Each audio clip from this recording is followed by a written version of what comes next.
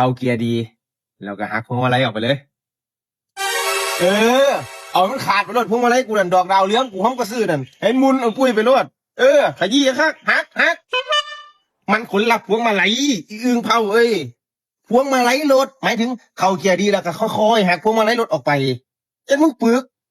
มึงจะขับรถอยากเป็นอยู่บ่เป็นเอาไหมตั้งสติเข้าใจป่ะจูนตั้งสติเอาฟังดีๆเข้าเกียร์ดีค่อยๆประคองพวงมาลัยออกไปแบบโอ้ยมึงก็ยังประคองพวงมาลัยกับหักพวงมาลัยมึงมันมึงปึกประคองพวงมาลัยรถนี่ประคองประคองพวงเข้าเกียร์ดีประคองออกไป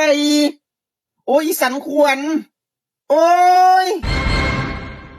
มึงจะขับอยู่บนรถมือนี่กูถามเนี่ยว่าบ่ต้องอะล่ะมือนี่พอ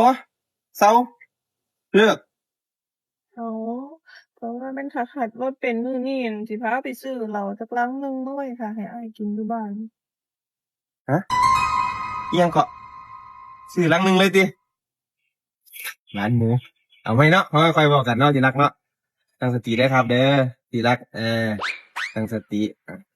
เข้าเกียร์ดีแล้วค่อยจับพวงมาลัยหมุน